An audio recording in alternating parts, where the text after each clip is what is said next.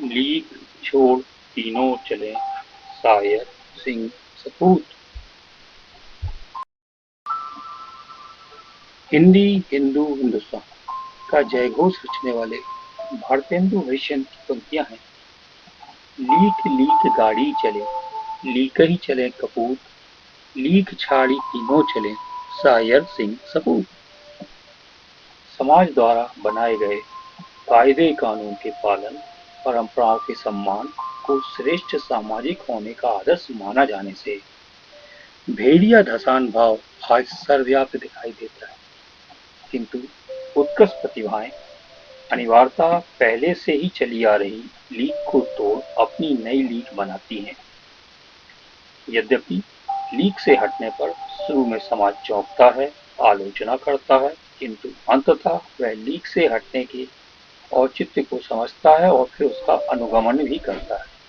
समाज में ऐसे अनेक उदाहरण मौजूद हैं जिन्होंने अपने जीवन की आहुति इसलिए दी है कि वह पारस्परिक लीक से हटकर समाज को एक बेहतर रास्ता दिखा रहे थे। कभी विश्वगुरु कहलाने वाले भारत में आज जो मौलिकता का अभाव नजर आता है वो लीक पर चलने के कारण ही है। तो आखिर क्या है जो हमें लीक छोड़ने से परे रखता है, और कौन है ये जो लीक छोड़कर चलते हों?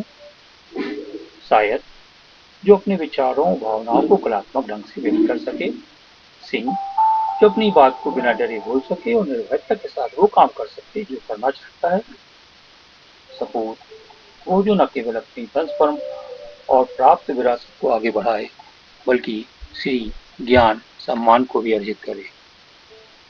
तो आपकी नजर में ये कौन कौन है? मेरी नजर में तो हर विद्यार्थी की ये सब खूबियां हैं, यदि वो अपनी धारणा और विश्वासों को तार्किक ढंग से जानता हो तो। क्योंकि इस वैज्ञानिक व तकनीकी युग में भी चिंतन व कर्म की दिशा गलत ज्यादा होने से अधुनातन तकनीक उपयोग करने के बावजूद अधिकांश लोग गलत धारणाओं व विश्वासों से घिरे हुए हैं। आखिर धारणाएं व विश्वास या अंधविश्वास कैसे पनपते हैं? वैज्ञानिकों ने एक पिंजरे में एक ऊंची सीढ़ी पर केले रखकर 5 बंदरों को बंद किया। उत्सुकतावश जब भी कोई बंदर सीढ़ी पर चढ़ने का प्रयास करता तो बाकी बंदरों पर ठंडे पानी का छिड़काव किया जाने लगता, जो कि उनके लिए विपत्ति के समान था। कुछ समय बाद बंदरों में धारणा बन गई कि उनके ऊपर ठंडे पानी गिरने मतलब विपत्ति का कोई संबंध सीढ़ी पर चढ़ने से है। इसलिए उसके बाद जब भी कोई बंदर ऊपर चढ़ने की कोशिश करता तो बाकी बंदर उसे पीटने लगते और घसीटकर नीचे उतार देते रहे। एक समय के बाद कोई भी बंदर सीढ़ी पर चढ़ने की कोशिश भी नहीं करता था, क्योंकि उन सभी को उसका हश्र मालूम हो गया था। इसलिए सीढ़ी पर चढ़ने पर पानी गिराना बंद कर दिया गया, लेकिन तब भी चढ़ने वाले को पीटकर उतारने की परंपरा जारी रही। वैज्ञानिकों ने तब बंदरों के दल में से एक को हटाकर एक गोरिल्ले को शामिल किया।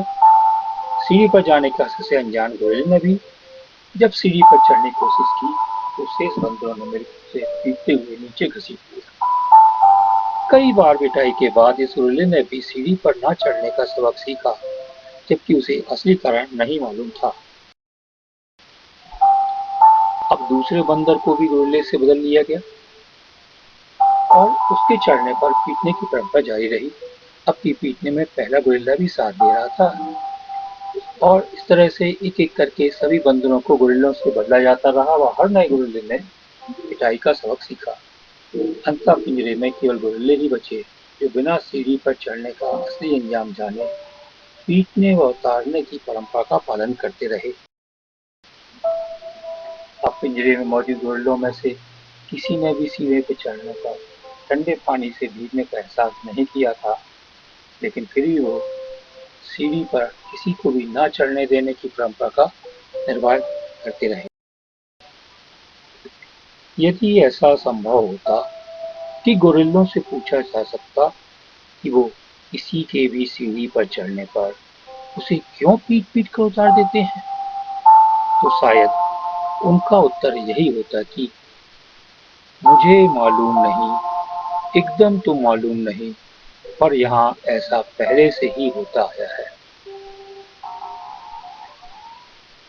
क्या आपको यह सब कुछ जाना पहचाना या आसपास होता हुआ नहीं लगता है? कुछ इसी बात को अल्बर्ट आइंस्टीन ने इस तरह से व्यक्त किया था, इस दुनिया में केवल दो ही चीजें अनंत व असीमित हैं, ब्रह्मांड और मानवीय मूर्खता। हालांकि मैं पहले वाले के बारे में इस बाबत पूर्ण निश्चित तौर पर नहीं कह सकता। साथियों, हमें कोई कार्य इसलिए उस तरीके से नहीं करना चाहिए कि वहाँ उसी तरीके से लोग कार्य करते आए हैं, बल्कि असंभव तरीकों से हमें मौजूद सभी विकल्पों को ध्यान देकर कार्य को भी यथासंभव करने की कोशिश करनी चाहिए। और हमेशा याद रखें कि बेहतर को प्रयासों से और भी बेहतर बनाया जा सकता है। दोस्तों, यदि यह संदेश आपको पसंद आया हो तो अवश्य लाइक और शेयर करें, क्योंकि कहते हैं एक बात, एक शब्द, एक विचार कभी कभार किसी का जीवन बदल डालता है। आपका शुभचिंतक डॉक्टर गुरु मिश्रा।